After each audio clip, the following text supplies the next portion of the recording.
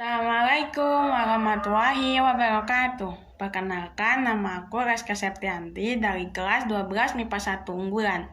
Aku bersekolah di Mandua, Kota Pekalongan. Hari ini aku mau ceritain ke kalian tentang salah satu sinopsis novel yang ditulis oleh Terelie. Pasti kalian gak asing kan dengan penulis Terelie ini? Yap, bener banget, novel Terelie sudah marak di kalangan anak-anak muda sekarang. Salah satunya novel yang aku pengen ceritain kalian. Judulnya Hujan. Pasti kalian gak asing kan dengan novel ini? Kalian langsung keinget bukan sama kisah perjalanan cinta antara Layo dan Esok, juga kisah persahabatan antara Layo dan Maryam. Yap, novel ini memang mengisahkan kisah cinta dan persahabatan antara Layo, Esok, dan Maryam. Di umurnya yang ke-13 tahun, Layo terpaksa menjadi anak yatim piatu karena pada saat itu ada sebuah bencana gunung meletus dan gempa yang sangat dahsyat yang menghancurkan kota di mana ia tinggal. Hal itu juga merenggut nyawa kedua orang tua Layo. Dan beruntungnya saat itu ia diselamatkan dan ditolong oleh anak laki-laki berusia 15 tahun, Esok namanya. Ibu Esok tidak meninggal, hanya saja kedua kakinya harus diamputasi. Selama lebih dari setahun, mereka tinggal di pengungsian yang sudah disediakan oleh pemerintah. Layo dan Esok tidak pernah terpisahkan. Keduanya bagai kakak dan adik. Semua orang pun tahu hal itu. Keduanya bahkan sering membantu para petugas yang sedang berjaga di sana. Sampai pada akhirnya pemerintah mengeluarkan pemberitahuan bahwa tempat pengungsian akan ditutup. Hal itu membuat Esok dan Layo pun menjadi terpisah. Layo akan menetap di sebuah panti sosial, sedangkan Esok nyatanya diadopsi oleh salah satu keluarga. Di panti sosial, Layo bertemu dengan teman baru, lebih tepatnya teman sekamarnya, yang sangat ceria, lucu, dan penuh semangat membara. Bernama Maryam. Maryam memiliki rambut kribo yang halus. Di panti sosial ada beberapa peraturan yang harus ditaati dan dilaksanakan oleh Layo dan Maryam. Layo yang kadangkala merindukan sosok Esok membuat mereka memiliki jadwal pertemuan yang terbilang rutin, walau hanya sebulan sekali. Tapi bagi Layo, hal itu adalah hal yang sangat berarti baginya. Meskipun di pertemuan keduanya, mereka hanya bercerita tentang aktivitas atau hal-hal yang biasa mereka lakukan. Namun sayangnya jadwal pertemuan rutin tersebut terpaksa berubah karena Esok harus meneruskan pendidikannya ke ibu kota. Layo yang kesepian pun memilih menyibukkan dirinya dengan berbagai aktivitas yang bermanfaat. Dirinya dan Maryam pun mendaftarkan diri ke salah satu organisasi relawan. Dan ternyata mereka adalah relawan yang paling muda.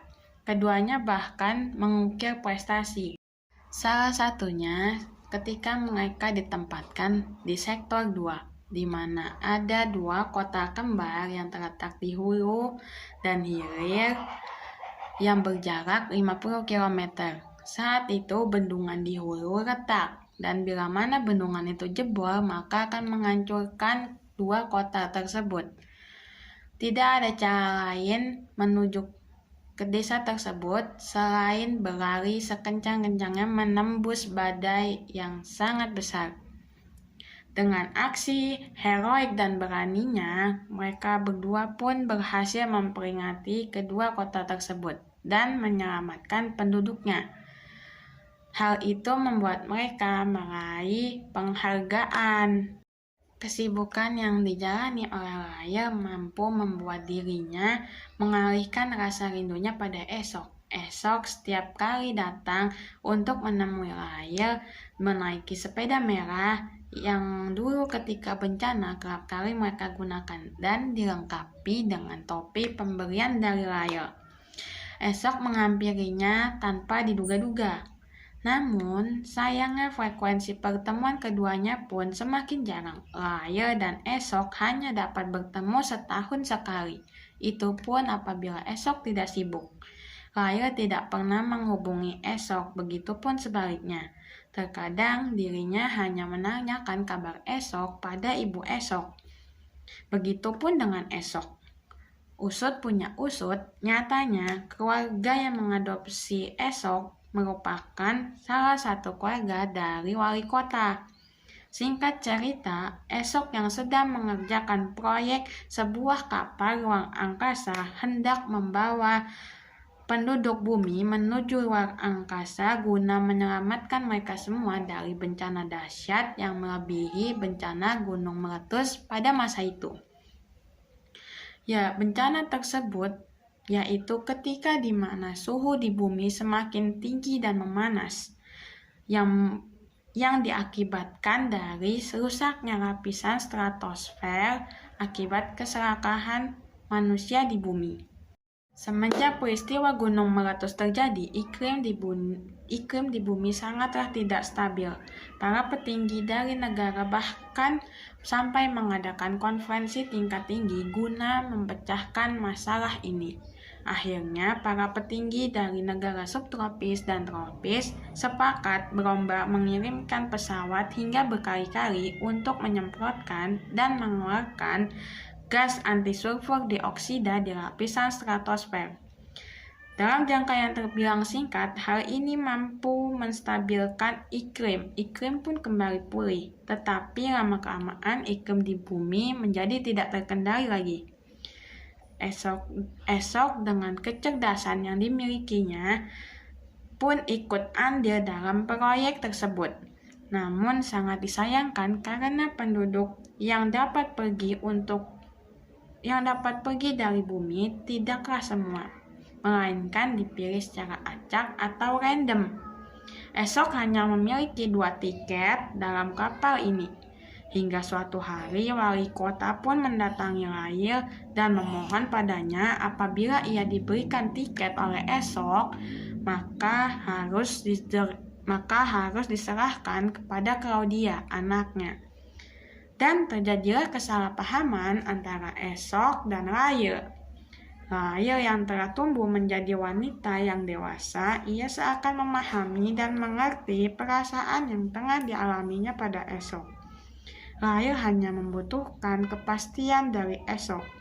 Kemudian, 1 hari sebelum pemberangkatan pesawat, Lyle tidak mendapat kabar apapun dari Esok, dan perasaannya pun menjadi sangat kacau. Di menit akhir waktu menjelang penerbangan pesawat, Lyle malah memutuskan untuk masuk ke dalam ruang modifikasi ingatan. Ia ingin menghapus dan menghilangkan segala ingatan buruknya tentang Esok dan hujan. Proses operasi pun tidak dapat dihentikan meskipun dirinya telah menemukan dan menciptakan teknologi mutakhir di seluruh dunia. Esok pun akhirnya terlambat datang ke ruangan modifikasi. Ia malah bertemu dengan sahabat Lyle, Mariam, yang sedang berusaha mendobrak kuat pintu ruang operasi.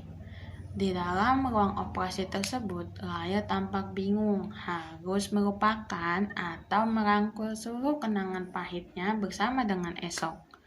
Setelah berpikir lama, Lyle pun memutuskan untuk merangkul seluruh kenangan buruknya bersama Esok. Tak lama pintu operasi pun terbuka dengan menampilkan sosok Lyle yang tengah tersenyum manis ke arah sahabatnya Mariam. Esok yang mengira bahwa Lyle telah melupakan dirinya berusaha mengingatkan Lyle akan kenangan mereka, akan kenangan topi yang sedang dipakainya saat ini. Lyle yang melihat Esok pun juga sangat terkejut. Pasalnya, ia mengira Esok akan pergi ke luar angkasa bersama ibunya dan juga Claudia. Esok pun menjelaskan bahwa 2 tiket yang dimilikinya dipasrahkannya untuk ibu dan kalau dia pergi ke luar angkasa, sementara dirinya akan tinggal di bumi dan melewati masa kepunahannya bersama dengan Lail. Karena esok berpikir bahwa tidak ada yang lebih berharga di dunia ini kecuali Lail. Dan mereka pun akhirnya sepakat untuk menikah dan hidup bahagia sampai maut memisahkan. Ya, itulah sekian sinopsis yang bisa saya ceritakan kali ini. Terima kasih sudah menyaksikan tayangan ini ya guys. Wassalamualaikum warahmatullahi wabarakatuh. Bye-bye. Sampai ketemu di video berikutnya ya.